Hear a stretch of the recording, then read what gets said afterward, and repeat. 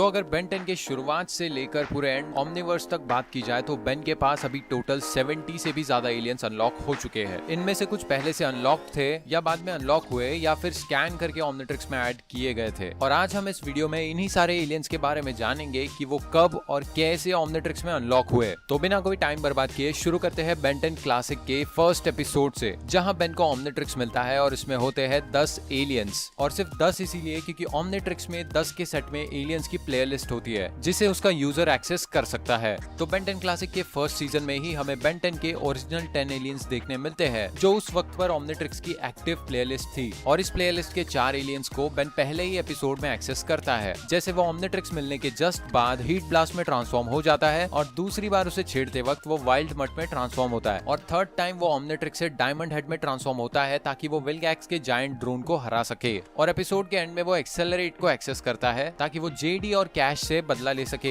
इसके बाद एपिसोड 2 में वो इसी प्लेलिस्ट के और 3 एलियंस को एक्सेस करता है जो होते हैं ग्रे मैटर, फोर आर्म्स और स्टिंग फ्लाई। अब ग्रे मैटर वो मॉल में यूज करता है ताकि वो सुमो स्लैमर स्नैक से सुमो स्लैमर कार्ड ढूंढ सके और फोर आर्म्स वो डॉक्टर एनिमो के मैमथ से लड़ने में यूज करता है। इसके बाद वो स्टिंग फ्लाई यूज करता है ताकि वो ग्वेन को वॉशिंगटन मॉन्यूमेंट से गिरने से बचा सके। इसके बाद एपिसोड 3 क्रैकन में वो रिप जॉस को एक्सेस करता है जहां वो रिप जॉस का यूज करके क्रैकन की मदद करता है। अब इसके बाद एपिसोड 4 परमानेंट रिटायरमेंट में बेन अपग्रेड और गोस्ट फ्रीक को पहली बार एक्सेस करता है। अपग्रेड का यूज वो कुछ गुंडों से लड़ने को करता है और गोस्ट फ्रीक का यूज बेन आंट मीरा के घर से चुपके से भागने में करता है। और इसी एपिसोड तक हमें बेन के पहले प्लेलिस्ट के सारे 10 एलियंस दिखा दिए जाते हैं। इसके बाद season 2 episode 2 the big tech में ग्वेन के ओमनीट्रिक्स को छेड़ने की वजह से ओमनीट्रिक्स में कैनन बोल्ट अनलॉक हो जाता है और ये होता है बेन का 11th एलियन। इसके बाद सीजन 2 में कैंप फियर नाम का 9th एपिसोड है जहां वाइल्ड वाइन बेन से गलती से अनलॉक हो जाता है। इस एपिसोड में ग्रैंडपा मैक्स और बेन जब एक्स्ट्रा टेरेस्ट्रियल मशरूम्स के कब्जे में होते हैं तब बेन एलियन बनने के लिए ओमनीट्रिक्स के साथ छेड़छाड़ करता है, तभी ये वाइल्ड वाइन अनलॉक हो जाता है। Season 2 episode 11 ghost freak out में गोस्ट फ्रीक ओमनीट्रिक्स से बाहर आ जाता है क्योंकि गोस्ट फ्रीक की स्पीशीज अपने डीएनए के सिंगल स्ट्रैंड में भी जिंदा रह सकती है और ओमनीट्रिक्स में भी उसका डीएनए था, इसीलिए वो जिंदा हो जाता है और बाहर आ जाता है। और उसके बाहर आने की वजह से गोस्ट फ्रीक ट्रांसफॉर्मेशन बेन के पास से चला जाता है। फिर सीजन 3 एपिसोड 5 बेन वुल्फ में बेन के पास एक नया ट्रांसफॉर्मेशन आता है जो होता है ब्लिट्जवुल्फर। इस एपिसोड में ग्रैंडपा मैक्स ग्वेन और बेन को लेकर अपने दोस्त वेस्ट ग्रीन के पास आए होते हैं जहां वेस्ट ग्रीन की पोती काय ग्रीन भी होती है। वेस्ट ग्रीन ग्रैंडपा मैक्स को बताते हैं कि यहाँ पे एक एंशिएंट वेयरवुल्फ हुआ करता था जिसे लोग येनेलडोशी कहते थे। अब वो येनेलडोशी यहाँ न्यू मैक्सिको में अपीयर हो रहा था, इसीलिए ये सब लोग उसे ढूंढने निकलते हैं और इवेंचुअली बेन का उससे सामना होता है। और जब वो येनेलडोशी ओमनीट्रिक्स पर स्क्रैच मारता है तो ओमनीट्रिक्स स्कैन मोड पर चला जाता है क्योंकि ओमनीट्रिक्स ने तभी येनेलडोशी का डीएनए स्कैन कर लिया होता है और वो धीरे धीरे बेन को पूरे एपिसोड में येनेलडोशी में ट्रांसफॉर्म करते जाता है जिससे सबको समझ जाता है कि ये येनेलडोशी और कोई नहीं बल्कि एक वेयरवुल्फ एलियन है। और एंड में बेन के पास एक नया ट्रांसफॉर्मेशन आ जाता है। इसके बाद एपिसोड 8 में एक और नया एलियन अनलॉक होता है जो एक एलियन मम्मी को स्कैन करने की वजह से होता है जिसे बेन स्नेरो नाम देता है। वैसे तो ये एलियन मम्मी इस एपिसोड में कोरोडियन नाम का एक रेडियो एक्टिव एलिमेंट ढूंढ रहा था जो किसी भी क्रीचर को म्यूटेट कर सकता है और इस एपिसोड में स्नेरो अनलॉक तो हो गया था मगर बेन उसमें ट्रांसफॉर्म नहीं हुआ। असल में स्नेरो की फर्स्ट अपीयरेंस होती है द रिटर्न नाम के एपिसोड में जो इसी सीजन का 11th एपिसोड है।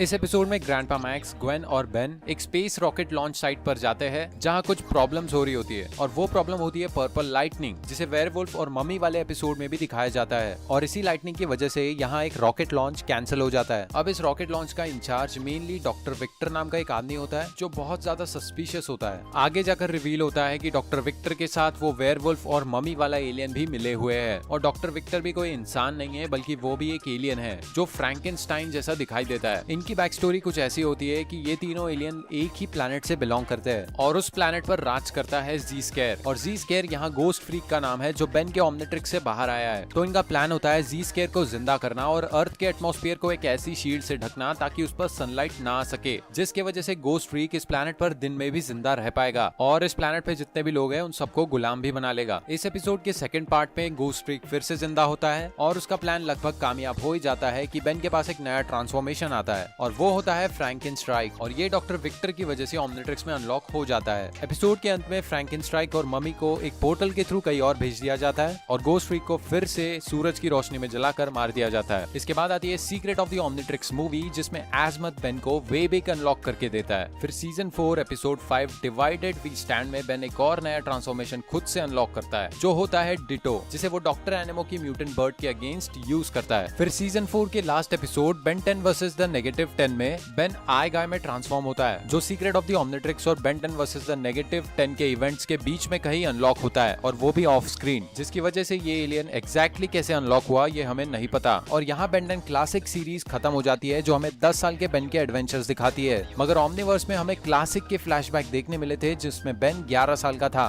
जिसके इवेंट्स जस्ट क्लासिक खत्म होने के बाद के थे। और क्लासिक के खत्म होने के बाद बेन के पास एक और नया एलियन अनलॉक होता है, जो होता है फीडबैक, जो बचपन में बेन का फेवरेट एलियन होता है। और इसी के चले जाने की वजह से बेन डिप्रेशन में आ जाता है, जिसकी वजह से वो ओमनिट्रिक्स उतार देता है। इसके बाद वो फिर से ओमनिट्रिक्स पहनता है एलियन फोर्स में, जहाँ वो रिकैलिब्रेट होती है। और रिकैलिब्रेट होने के बाद एलियंस की एक नई प्लेलिस्ट ओमनिट्रिक्स में एक्टिव हो जाती है, और ये एलियंस क्लासिक के एलियन से बिल्कुल ही अलग होते हैं। और इस नई प्लेलिस्ट के पहले एलियन को बेन पहले ही एपिसोड में एक्सेस कर लेता है, जो होता है स्वैम्प फायर, जिसे वो कुछ डीएन एलियंस फॉरएवर नाइट्स और केविन के अगेंस्ट यूज करता है। और एपिसोड 2 इसी एपिसोड का सेकंड पार्ट होता है, जिसमें बेन 2 और एलियंस यूज करता है, एको और ह्यूमंगसॉर। एपिसोड 3 में बेन एलन ऑलब्राइट नाम के एक बच्चे से मिलता है, जो आधा एलियन होता है, और उसके पास होती है हीट ब्लास्ट की पावर्स। इसी एपिसोड में बेन जेट रे को एक्सेस करता है, ताकि वो एलन ऑलब्राइट का पीछा कर सके। इसके अगले एपिसोड में बेन बिग चिन को एक्सेस कर लेता है, ताकि वो केविन का पीछा कर सके। एपिसोड 5 ऑल दैट ग्लिटर्स में माइकल मॉर्निंग स्टार इंट्रोड्यूस कराया जाता है, और इसी एपिसोड में क्रोमा स्टोन सबसे पहली बार अपीयर होता है। इसके बाद एपिसोड 7 पीयर प्रेशर में जब बेन और जूली डेट पर होते हैं, तो वो ब्रेनस्टॉर्म में पहली बार ट्रांसफॉर्म होता है, ताकि वो शिप नाम के गैल्वेनिक मेकामॉर्फ से लड़ सके। इसके बाद एपिसोड 11 में स्पाइडर मंकी पहली बार देखने को मिलता है, जहां बेन फॉरएवर नाइट से एक एलियन ड्रैगन को बचाता है। इसके बाद एपिसोड 11 द गॉनलेट में बेन सबसे पहली बार गूप बनता है, ताकि वो टेकेटॉन रोबोट को हरा सके। पहले सीजन के आखिरी एपिसोड में बेन एलियन एक्स बनता है, और इसके बाद उसे पता चल जाता है कि एलियन एक्स क्या चीज है। इसके बाद सीजन 2 एपिसोड 12 यानी war of the worlds part 1 में एजमत बेन को मास्टर कंट्रोल देता है, जिसकी वजह से ओमनिट्रिक्स में सारे 10 लाख एलियन अनलॉक हो जाते हैं। अब इसी एपिसोड के पार्ट 2 में ओमनिट्रिक्स के रिबूट होने की वजह से मास्टर कंट्रोल अपने आप बंद हो जाता है, मगर कुछ एलियंस अनलॉक्ड ही रह जाते हैं, जैसे कि वेबेक, अपचक, हीट ब्लास्ट, कैनन बोल्ट, और एक नया एलियन जो होता है लोड स्टार, जिसका पहला अपीयरेंस हमें सीजन 3 के एपिसोड 5 सिंपल में देखने मिलता है, जहां बेन किसी और प्लेनेट पर किसी 2 कंट्री के बीच के झगड़ों को सुलझाने जाता है। अब इस सिंपल एपिसोड और वॉर ऑफ द वर्ल्ड के बीच में एक और इवेंट होता है, जहां विलगैक्स बेन से लड़ने अर्थ पर आता है। अब जब विलगैक्स और बेन की फाइट होती है, तो क्रोमा स्टोन फाइट में डिस्ट्रॉय हो जाता है, मगर जब ओमनिट्रिक्स क्रोमा स्टोन के टुकड़ों को रिकंस्टिट्यूट करती है, तो क्रोमा स्टोन अपने सबसे करीबी स्पीशीज यानी डायमंड हेड की स्पीशीज पेट्रोसेपियन में ट्रांसफॉर्म हो जाता है। और यहाँ क्रोमा स्टोन के बदले बेन के पास डायमंड हेड अनलॉक हो जाता है, जो विलगैक्स को हरा भी देता है। हारने के बाद विलगैक्स गोस्ट फ्रीक की मदद लेने जाता है, जो किसी स्पेशल तरह की स्पेस जेल में बंद होता है, मगर गोस्ट फ्रीक विलगैक्स को ही धोखा देकर उसके होम प्लैनेट पर कब्जा कर लेता है, जिसकी वजह से विलगैक्स को बेन से मदद मांगनी पड़ती है। अब विलगैक्स बेन, ग्वेन,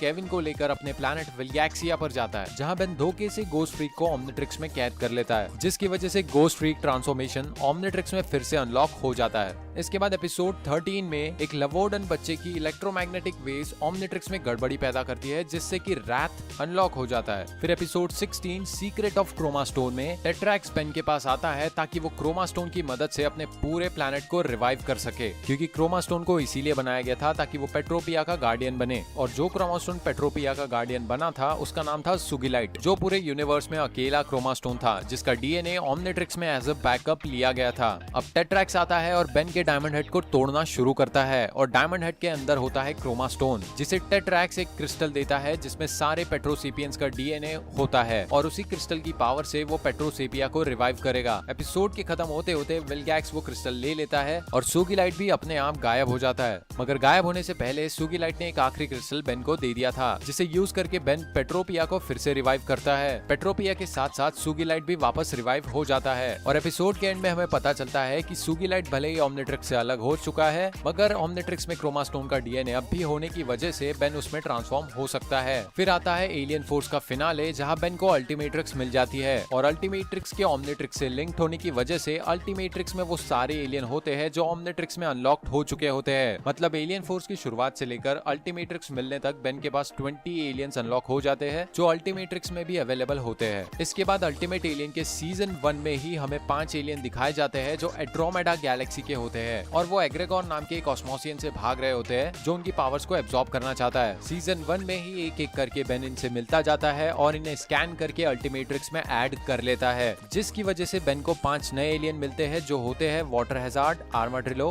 टेरास्पिन, एनआरजी और एम्फीबियन। इसके बाद जब बेन मैप ऑफ इंफिनिटी के टुकड़ों को इकट्ठा करने जाता है तो वो रिपजॉस के होम प्लैनेट पर जाता है जहाँ सिर्फ पानी ही पानी होता है और इसी एपिसोड में ऑफ स्क्रीन वो एक रिपजॉस को स्कैन कर लेता है, जिसकी वजह से अल्टीमेट्रिक्स में एक रिपजॉस ट्रांसफॉर्मेशन भी आ जाता है जो हमें आगे परप्लेक्साहेड्रॉन नाम के एपिसोड में देखने मिलता है जहाँ एक दूसरा मैप ऑफ इंफिनिटी का टुकड़ा होता है। इसके बाद फोर्ज ऑफ क्रिएशन नाम के एपिसोड में एलियन एक्स फिर से अनलॉक होता है क्योंकि बेन ने उसे लॉक कर दिया था ताकि वो एक्सीडेंटली इसमें ट्रांसफॉर्म ना हो। फिर सीजन 3 एपिसोड 7 बेन 10,000 रिटर्न्स में जब ईऑन हमारी प्राइम टाइमलाइन में एंटर कर जाता है तब फ्यूचर से बेन 10,000 ईऑन से लड़ने प्रेजेंट में आता है और इसी एपिसोड के एंड में बेन 10,000 बेन को हर वो एलियन अनलॉक करवा देता है जिसमें बेन इस एपिसोड से पहले कभी ट्रांसफॉर्म हुआ था, इंक्लूडिंग वो सारे एलियंस जो क्लासिक में बेन के पास अनलॉक थे। इसी के साथ बेन 10,000 कुछ नए वाले एलियंस भी डाउनलोड करके देता है जैसे क्लॉकवर्क, ईटल, आर्टिग्वाना, ग्रेविटैक, स्पिटर और शॉक स्क्वॉच और इनमें से ज्यादातर एलियंस हमें डायरेक्ट ओमनीवर्स में देखने मिलते हैं। इसके बाद एक और एपिसोड आता है जिसका नाम होता है प्रिजनर 775 इज मिसिंग,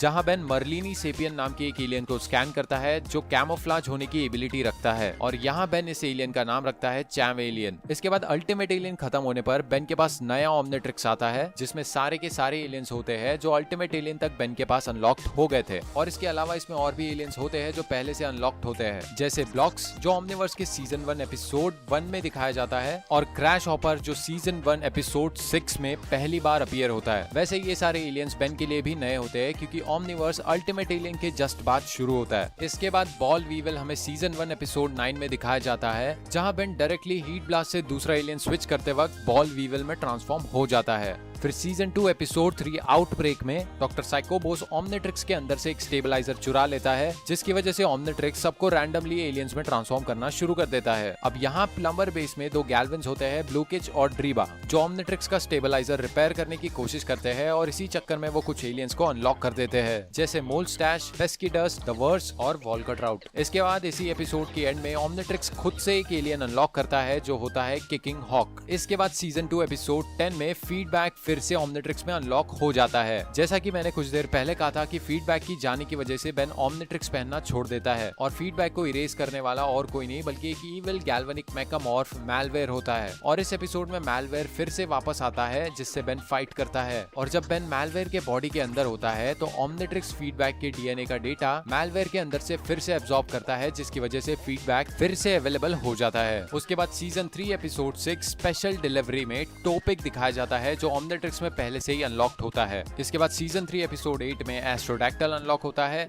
जब बेन रुक के प्लैनेट पर जाता है। उसके बाद सीजन 3 के फाइनल आर्क यानी इनकर्शन इन्वेजन आर्क में एजमथ बेन को एक नया एलियन अनलॉक करके देता है जिसका नाम होता है बुलफ्रैग और वो इसी इनकर्शन स्पीशीज का होता है। इसके बाद सीजन 4 एपिसोड 4 में बस शॉक अनलॉक होता है क्योंकि इस एपिसोड में बेन को सारे इलेक्ट्रिक एलियंस मिल रहे थे तो ओमनिट्रिक्स ने अपने आप ही इस इलेक्ट्रिक एलियन को अनलॉक कर दिया। इसके बाद सीजन 4 एपिसोड 10 में जब एल्बीडो एजमथ का ब्रेन चुराने की कोशिश करता है तो एजमथ की वजह से ही ओमनिट्रिक्स में एक नया एलियन अनलॉक हो जाता है जो होता है एटॉमिक्स। इसके बाद सीजन 5 एपिसोड 5 एनिमो क्रैकर्स में गटरॉट अनलॉक होता है जिसके पास केमिकल पावर्स होती है और इसके बाद सीजन 5 एपिसोड 8 में ओमनिट्रिक्स एक नया एलियन स्कैन करता है व्लाडार्ट स्पीशीज का जिसकी वजह से बेन को अपना वैम्पायर ट्रांसफॉर्मेशन मिलता है और यहाँ हो जाते हैं बेन के पास टोटल 72 एलियंस अनलॉक। तो अगर वीडियो पसंद आई है तो इसे लाइक जरूर करना। वैसे तो इस वीडियो में ज्यादा इन्फॉर्मेशन नहीं थी लेकिन अगर तुम्हें बेन 10 रिलेटेड और इन्फॉर्मेशन चाहिए तो इस चैनल पे ऐसी बहुत सारी वीडियो है जिनमें इससे भी ज्यादा अमेजिंग इन्फॉर्मेशन है। तुम चाहो तो उसे जाके चेकआउट कर सकते हो। मैं मिलता हूँ अगले वीडियो में, तब तक के लिए गुड बाय।